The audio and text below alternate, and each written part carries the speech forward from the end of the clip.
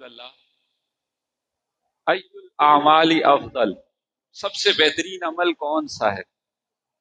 یہ سوال نبی کریم صلی اللہ علیہ وسلم سے مختلف مواقع پر، مختلف اوقات میں مختلف صحابہ نے اور بھی پوچھا ہے، کیونکہ وہ تو نیکیوں کے حریص تھے، وہ چاہتے تھے ہمیں تھوڑے وقت میں اور اچھے سے اچھی نیکی کا پتہ چل جائے تاکہ ہم اس کے اوپر دوام اور تسلسل اختیار کر کے اللہ کا مزید قرب حاصل کر لیں۔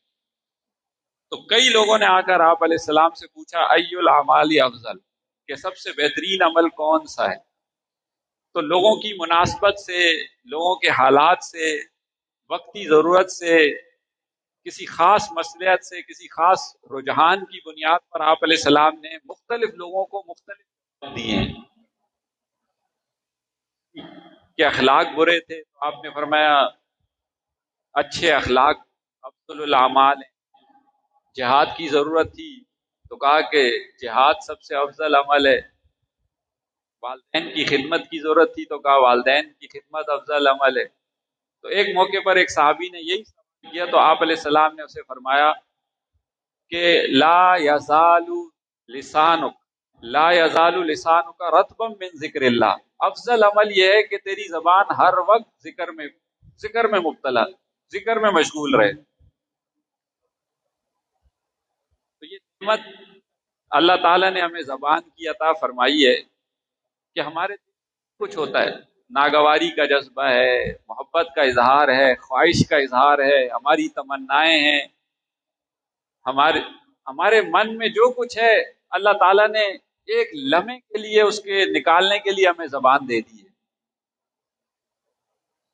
اور اظہار کے لیے ہمیں ایک آسان سا ذریعہ دے دیا ہے، بس ہلکی سی حرکت کی بات ہے اور ہمارا تو دل کا جو اندر ایک طوفان ہے وہ باہر آ جاتا ہے، زبان پہ آ جاتی ہے بات، کوئی مشقت برداشت نہیں کرنی پڑتی، کوئی خواہش، کوئی جذبہ، کوئی محبت، کوئی نفرت، کوئی تمنا، سب زبان کے ذریعے سے۔ تو یہ ایک بہت بڑی نعمت تھی جس کو ہم نے اپنی نالائکی کی وجہ سے ایک زحمت اور ایک باعث عذاب بنا لیا ہے۔ تو آپ علیہ السلام نے صحابی کو کہا لا یزال لسان رطبا من ذکر اللہ، بس تیرے لیے افضل عمل یہی ہے کہ تو ہر وقت اللہ کے ذکر سے اپنی زبان کو تر رکھ۔ تو جس طرح ایک چیز مفید ہوتی ہے جتنی، اسی طرح وہ دوسری جانب میں اگر غلط استعمال کیا جائے تو بہت خطرناک بھی ہوا کرتی ہے۔ اسی لیے نبی کریم صلی اللہ علیہ وسلم نے ایک حدیث میں ارشاد فرمایا کہ هل يكب الناس في النار الا حصائد السنتهم او كما قال علیہ الصلوۃ والسلام، کہ جہنم میں اوندے منہ ڈالنے والی چیز جو ہے نا سب سے زیادہ انسان کو اس کی زبان کی کھیتی ہے، یعنی زبان سے جو ادا کرتا ہے وہ انسان کو سب سے زیادہ اوندے منہ ڈالے گی جہنم۔ تو یہ اللہ تعالیٰ کی ایک نعمت تھی جس کی ناقدری ہو رہی ہے، اور اس نعمت کو ہم نے گناہ کا سبب بنا لیا ہے، اور اس سے ہم گناہ کرتے چلے جا رہے ہیں، گناہ کرتے چلے جا رہے ہیں۔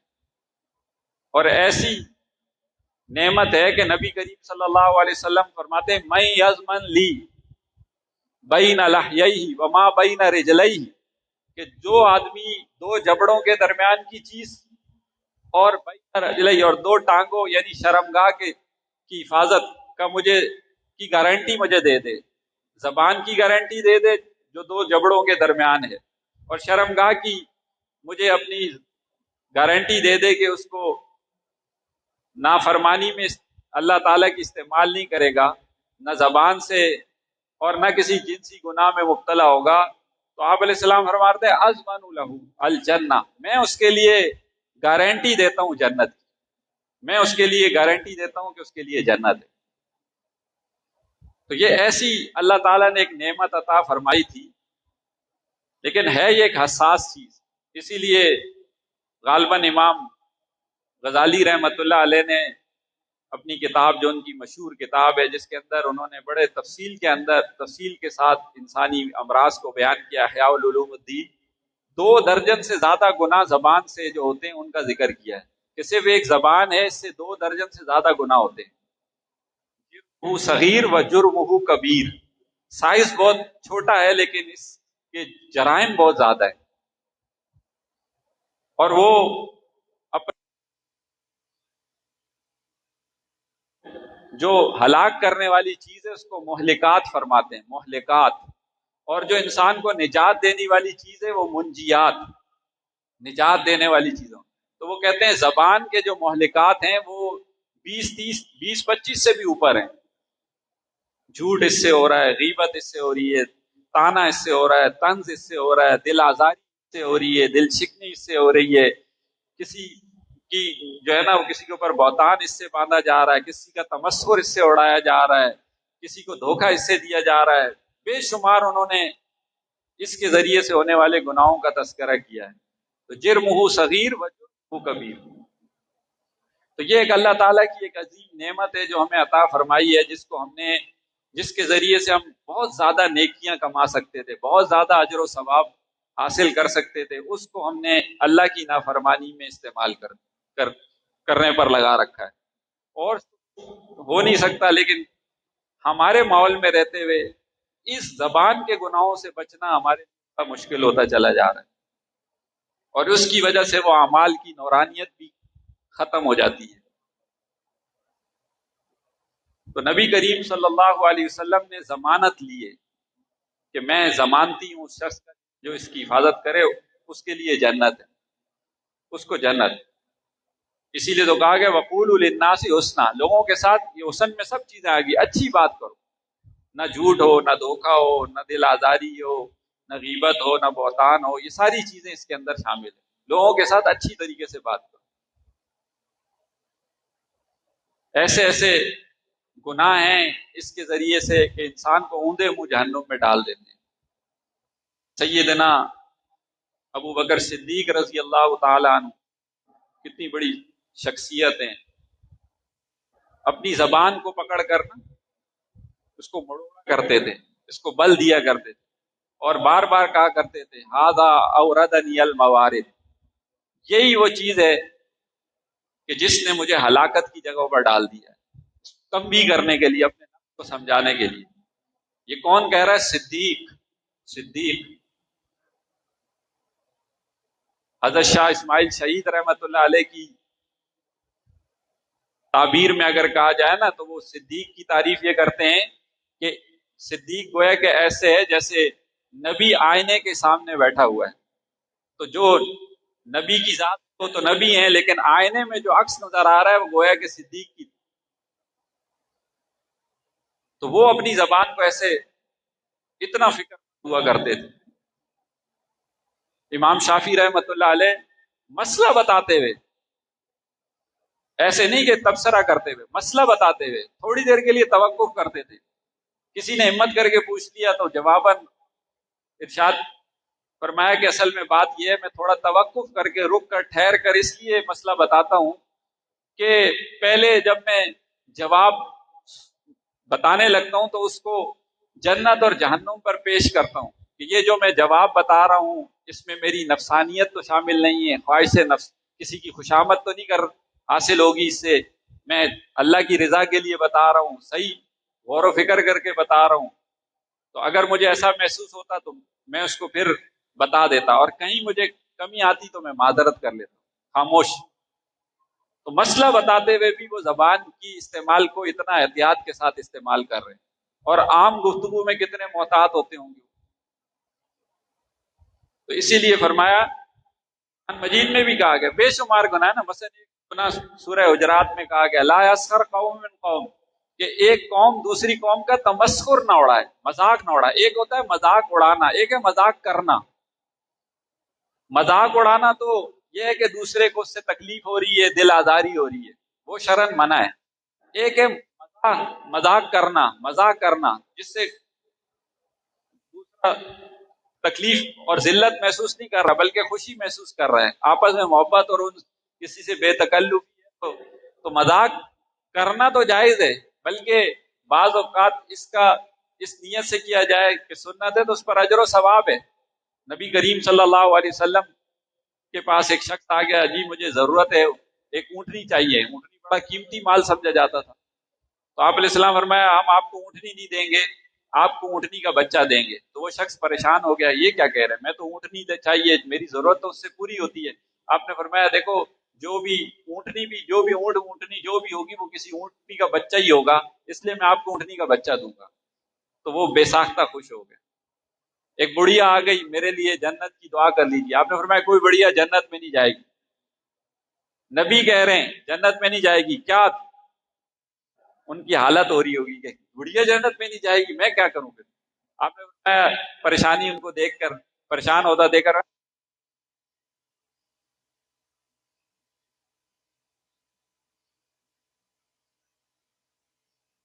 مذاق کرنا اور ہے, مذاق اڑانا اور ہے, چاہے وہ زبان سے ہو, اشارے کے ظاہر ہو, یہ بھی ایک زبان کا گناہ ہے. اسی لیے اللہ نے فرمایا لا یسخر قوم من قوم, کوئی قوم کسی قوم مسخر مذاق نہ اڑائے. اور مزے کی بات یہ ہے کہ مردوں کا ذکر علیحدہ کیا, عورتوں کا ذکر علیحدہ کیا. ایسا گناہ تھا, قرآن تو ایجاز ہے نا, مختصر کلام میں بہت دریا بکوزہ بہت زیادہ بات کر دی جاتی ہے, لیکن اس موقع پر قرآن نے طوالت اختیار کی ہے. ایک ہی مضمون کو ایک ہی حکم جو مردوں کے لیے بھی اور عورتوں کے لیے یکساں ہے, اس کو ایک ساتھ ہی بیان کیا کہ اے ایمان والو تم ایک دوسرے کا مذاق اڑاؤ. نہیں, مردوں کا تذکرہ علیحدہ کیا, عورتوں کا تذکرہ علیحدہ کیا, اس کی اہمیت بتانے کے لیے کہ مذاق اڑانا کتنا اللہ تعالیٰ کو ناپسندیدہ ہے. اور اس سے ایک اور مسئلہ بھی ثابت ہوا. یہ ہمارے اصول فقہ پڑھنے والے طالب علموں کو ایک ہی مثال یاد ہوتی ہے نا, اشارت النص کی. ثابت ہوا علیحدہ ہونی چاہیے, کیونکہ مردوں کی مجلس کا علیحدہ تذکرہ کیا کہ اس مجلس میں مردوں کی کا تمسخر اور مذاق نہ اڑائیں, اور عورتوں کی مجلس کا تذکرہ کرتے ہیں عورت کا مذاق نہ اڑائیں. تو پتہ چلا دونوں کی مجلسیں علیحدہ علیحدہ ہونی چاہیے. یہ اس آیت سے اشارتاً پتہ چل رہا ہے. تو علیحدہ علیحدہ حکم دیا, ایک ساتھ بھی حکم دیا جا سکتا تھا. اور پھر جو آگے جملہ فرمایا نا وہ تو اس سے بھی عجیب, اگر ہمارے دلوں میں اتر جائے نا تو بہت سارے ہماری گتھیاں سلجھ جائیں, بہت سارے گناہوں سے ہم بچ جائیں. اور وہ کیا فرمایا, عسیٰ ان یکونوا خیرا منہ, کہ ایک مردوں کی جماعت یا کچھ لوگ دوسروں کی اگر جو ہے نا وہ مذاق اڑا رہے ہیں, تو یہ سوچیں مذاق اڑانے سے پہلے کہ ہم ان کا مذاق اڑا رہے ہیں تو ہو سکتا ہے کہ یہ جن کا ہم مذاق اڑا رہے ہیں یہ ہم سے بہتر ہوں. عسیٰ ان یکونوا خیرا منہم, کہ ان سے بہتر ہوں. تو مذاق اڑانے والا اگر یہ سوچے کہ جس کا میں مذاق اڑا رہا ہوں یہ ظاہر میں تو مجھے بہت کمزور اور بہت ہلکا اور اپنے سے کمتر نظر آ رہا ہے,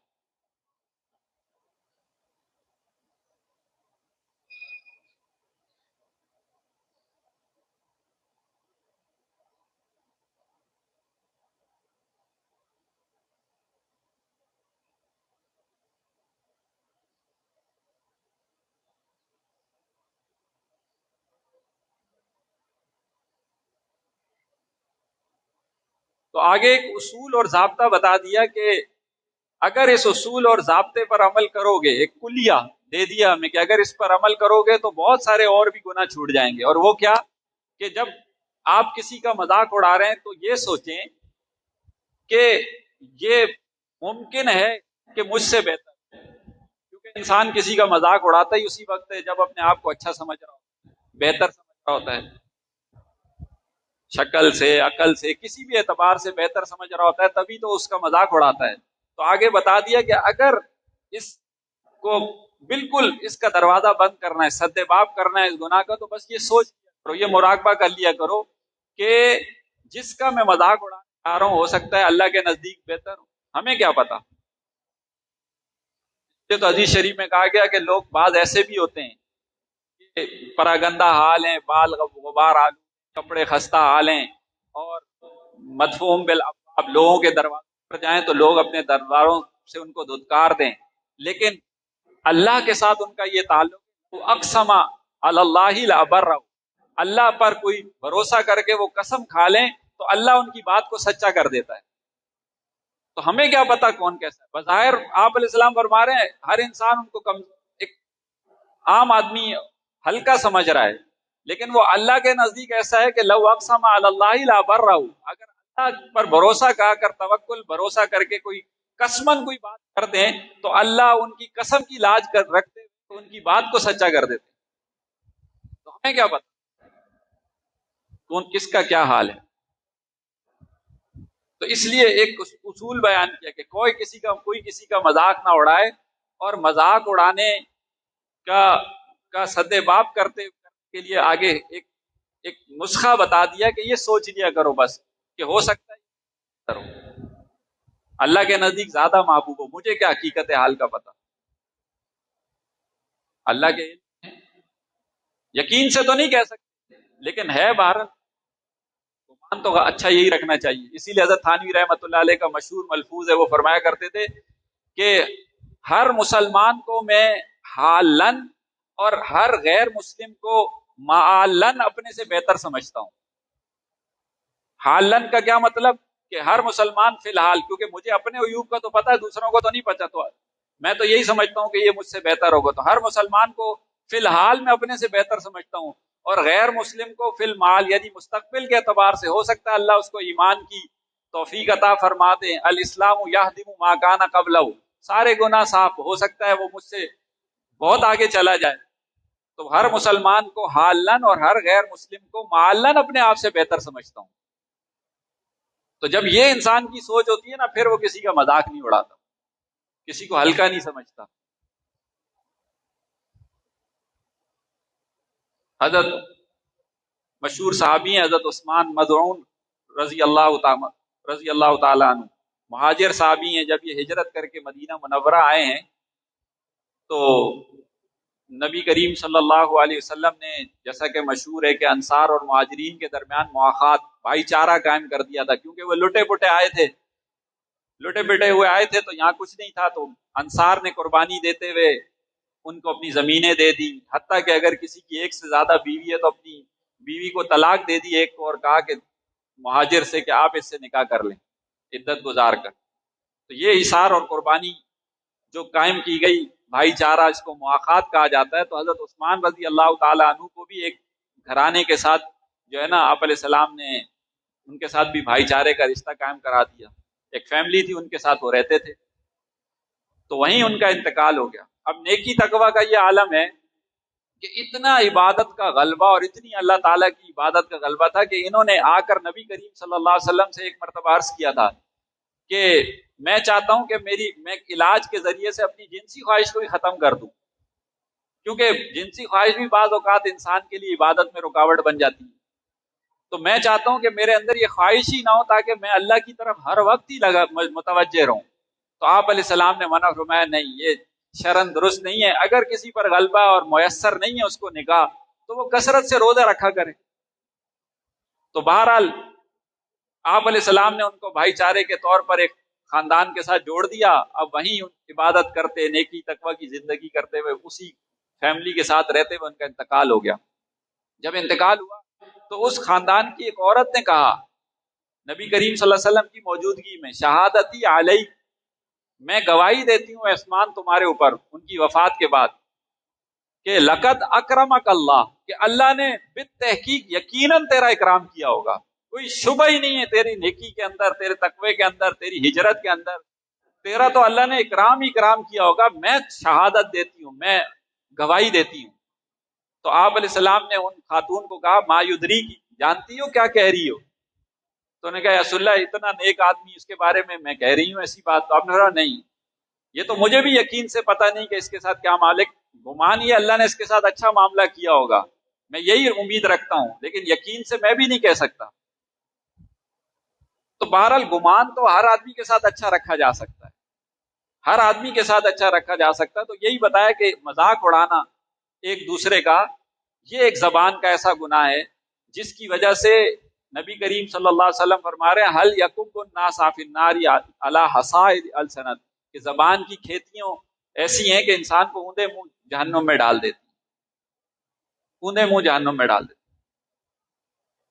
تو یہ زبان اللہ کی ایک نعمت ہے جس کو اگر صحیح استعمال کیا جائے تو یہ انسان کے لیے نیکیاں بڑھانے کے لیے بہت معاون ہے. بیٹھے بیٹھے انسان کہاں سے کہاں درجات حاصل کر لے. اور اسی کا غلط استعمال انسان کو کہاں سے کہاں پہنچا دیتا ہے. ایسے ایسے گناہ ہیں. جھوٹ کو ہر انسان برا سمجھتا ہے، بولتے ہوئے برا سمجھتا ہے بولنے کا، لیکن ایسا انسان پر غلبہ آتا ہے کہ جھوٹ بولنے کا ارادہ نہیں ہوتا، لیکن بات کرتے کرتے، تبصرے کرتے کرتے، مبالغہ کرتے کرتے آخرکار وہیں جھوٹ پر بات ختم ہو جاتی. کہیں نہ کہیں زبان اس کو پھنسا لیتی ہے، زیادہ بولنا.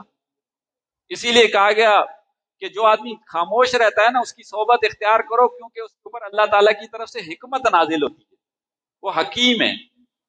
تو جو جتنا بولتا چلا جائے گا اتنی زیادہ وہ فتنے میں مبتلا ہوتا چلا جائے گا. اور ایسے ایسے گناہ ہیں زبان کے کہ آدمی، آگے والا آدمی جو ہے نا، وہ اس کا جواب بھی نہیں دے پاتا. اپنا مثلا تانے کو دیکھ لیجئے. تانا کیا ہوتا ہے؟ کسی کو لپیٹ کر کوئی بات کر دینا. سیدھے بات تو آپ نے اس کی برائی نہیں کی، لیکن لپیٹ کر گول مول انداز سے آپ نے اس کو بات کر دی. اب ساس بہو سے کہہ رہی ہے فلاں کی بہو تو بڑی اچھی ہے، فلاں کی تو بہت اچھی ہے. مقصد یہ ہے اس کو سنانا کہ تو اچھی نہیں. اب وہ بیچاری کیا کہے؟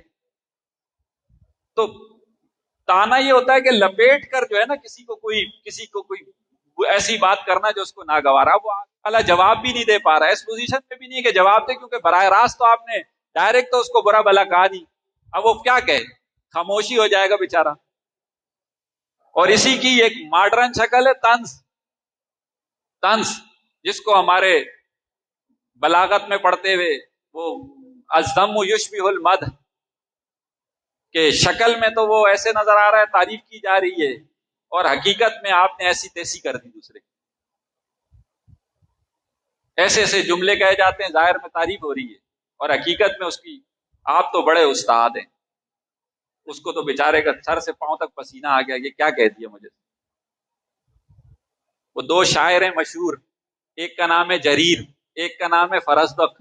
ان کی آپس میں لگی رہتی تھی خوب معاشرت. ایک زمانے میں ہوتا ہے نا، معاشرت ہوتی ہے، اس میں آپس میں پھر کھینچا تانی کچھ نہ کچھ چلتی رہتی ہے. تو ایک دوسرے پر چوٹیں کرتے رہتے تھے. تو ایک دوسرے پر طنز کر رہے ہیں، کیونکہ شاعری میں تو پھر گول مول اور لپیٹ کر ہی دوسرے کو برا بھلا کہا جائے گا. تو جریر نے ایک شعر کہا ہے جس کو عربی ادب کے ماہرین کہتے ہیں طنز کا اس سے اچھا شعر کوئی اور نہیں ہو سکتا. اور وہ شعر کیا ہے کہ وہ کہتا ہے کہ زام الفرزدق ان سیقتل مربع، کہ فرزدق کا یہ ارادہ ہے کہ وہ ایک کوئی شخص تھا مربع، کہ وہ مربع کو قتل کرے گا. زام الفرزدق ان سیقتل مربع، کہ فرزدق نے یہ ارادہ کر لیا ہے کہ وہ مربع کو قتل کرے گا. آگے دوسرے شعر میں کہتا ہے ابشر بطول سلامت یا مربع، اے مربع تجھے لمبی زندگی بڑی مبارک ہو. کیا مطلب؟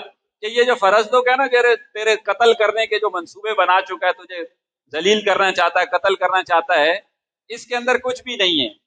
بزدل پرلے درجے کا، خوشی منا خوشی، یہ بس ایسی دعوے ہیں. ابشر بطول سلامت، لمبی عمر تجھے مبارک ہو یا مربع، یا مربع، اے مربع تجھے لمبی عمر مبارک ہو. تو ایسے گول مول انداز سے نا دوسرے کو بات کرنا، وہ طنز بھی ہو گیا، تانا بھی ہو گیا، اور دوسرا جواب بھی نہیں دے پا رہا. تو یہ زبان کے ایسے ایسے گناہ ہیں، طنز ہے، تانا ہے، غیبت ہے، بہتان ہے، جھوٹ ہے، دل آزاری ہے. یہ سارے مہلکات ہیں. امام غزالی رحمۃ اللہ علیہ ان سب کو کہتے ہیں یہ مہلکات ہیں، انسان کو اوندے منہ جہنم میں ڈالنے والے گناہ ہیں. تو بہرحال یہ اللہ تعالیٰ کی ایک نعمت ہے جس کو ہم اگر صحیح استعمال کریں تو ہمارے لیے انتہائی مفید، انتہائی کارآمد، اور انسان کو جو ہے نا افضل العمل حاصل ہو جاتا ہے. حدیث کی روح سے پتہ چل رہا ہے افضل العمل کر رہا ہے یہ آدمی. لا یزال لسانک رطبا من ذکر اللہ. اور اگر آدمی غلط استعمال کرنے لگ جائے تو پھر یہی انتہائی پستی میں انسان کو لے جاتا ہے. تو اس کا صحیح استعمال جو ہے نا وہ ہم نے سیکھنا ہے. اس کا صحیح استعمال کا کیا؟ پہلے تو یہ ہے کہ خاموشی، ضرورت کے درجے میں گفتگو کرنا، اور اگر کر بھی رہے ہیں تو ان چیزوں سے اپنے آپ کو بچا کر دوسروں کے بارے میں گفتگو کرنا. پھر انسان کے اعمال میں جو ہے نا وہ بہتری پیدا ہوتی ہے. ایک طرف تو آدمی نیکیاں بھی کرتا چلا جا رہا ہے، اور دوسری طرف زبان کے گناہ بے شمار ہیں. صبح شام زبان کے گناہوں میں مبتلا ہے تو ایسا آدمی انسان کو تباہ کر دیتا ہے، ایسا گناہ انسان کو تباہ کر دیتا ہے۔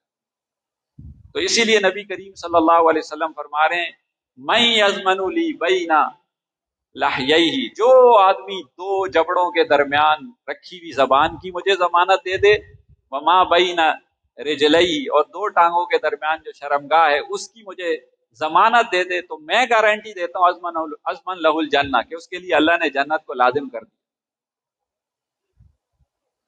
وقولوا للناس حسنا، لوگوں کے ساتھ اچھے انداز سے بات کرو، ایسا ہو کہ کسی کی دل آزاری نہ ہو، دل شکنی نہ ہو، اور کوئی جو ہے کسی کا مذاق اڑانا نہ ہو، کسی کو مذاق نہ اڑایا جا رہا ہو۔ پھر مذاق بھی ایک تو آپ کسی کا سامنے اڑا رہے ہیں وہ بھی برا ہے، پیٹ پیچھے اڑا رہے ہیں تو وہ بھی مذاق اڑانا بھی ہے، اس کے ساتھ ساتھ غیبت بھی ہو رہی ہے۔ تو یہ سارے گناہ جو ہیں جو جس کا تعلق زبان سے ہے، ان زبان کے گناہوں سے اپنے آپ کو بچانے کے لیے اللہ تعالیٰ فرما رہے ہیں وقولوا قولا سدیدا، کہ جب بھی بات کرو سیدھی بات کرو، صحیح بات کرو، جس کے اندر یہ خرابیاں نہ ہوں، خوشنما الفاظ بنا کر اور گول مول انداز سے بھی کسی کے اوپر طنز اور طعنہ نہ دو، کسی کی برائی نہ کرو، کیونکہ اس سے بھی اس کو تکلیف ہوتی ہے اور وہ بیچارہ اور زیادہ مجبور ہے، آپ کو جواب بھی نہیں دے سکتا پلٹ کر کہ آپ نے ڈائریکٹ اس کے اوپر حملہ بھی نہیں کیا، انڈائریکٹ کیا، وہ بیچارہ کیا جواب دے۔ تو اللہ تعالی ہمیں اس زبان کے گناہوں سے پوری طرح بچنے کی توفیق عطا فرمائے اور اس کی صحیح محافظت کرنے کی توفیق عطا فرمائے، اور ہم نبی کریم صلی اللہ علیہ وسلم کی ضمانت میں آ جائیں، اور ہمیں وہ ضمانت حاصل ہو جائے جو نبی کریم صلی اللہ علیہ وسلم نے اپنی امت کو دی ہے کہ جو ان چیزوں کی بات کرے گا وہ میں اس کے لیے ضمانتی ہوں، اور آپ علیہ السلام کی ضمانت میں تو کوئی شک ہی نہیں۔ تو اللہ تعالی ہمیں عمل کی توفیق عطا فرمائے۔ وآخر دعوانا الحمدللہ رب العالمین۔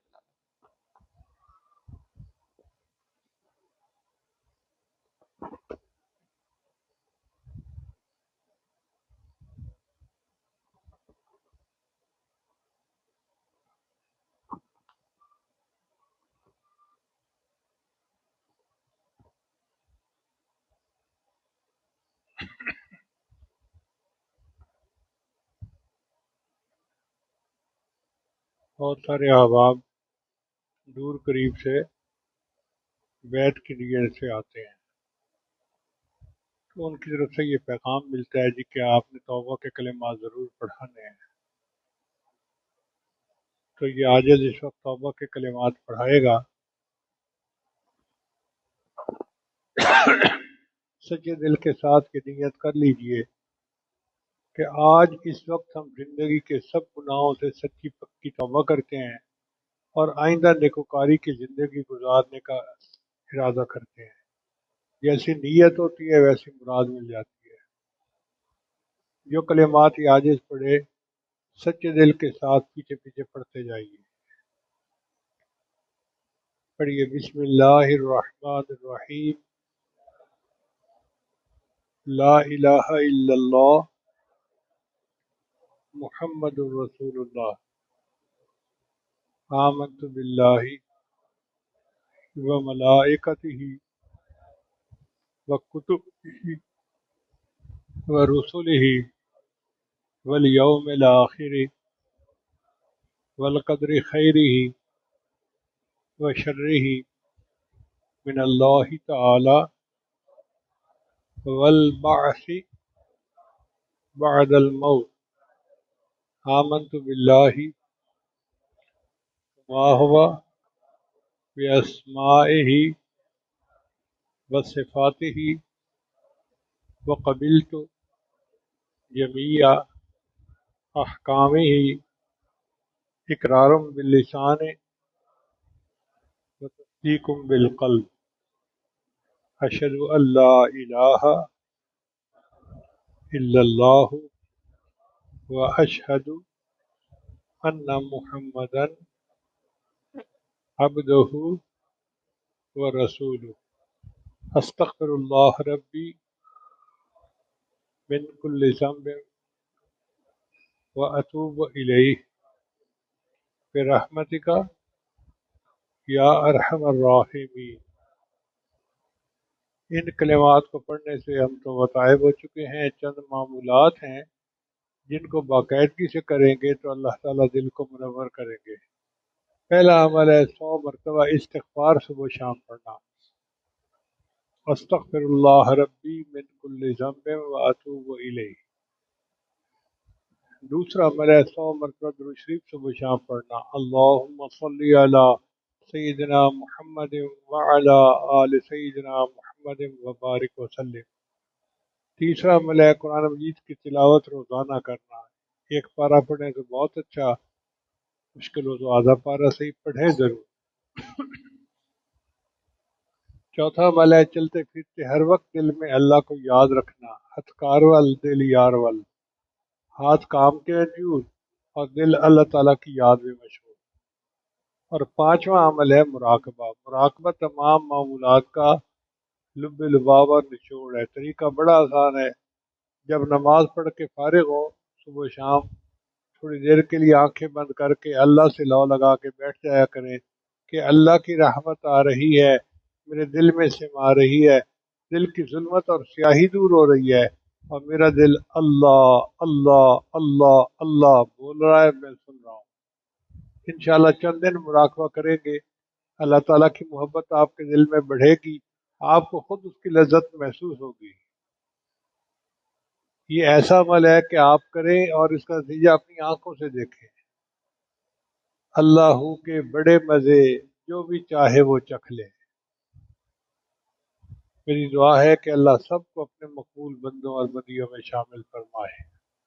اب آپ سنتیں ادا فرما لیجیے۔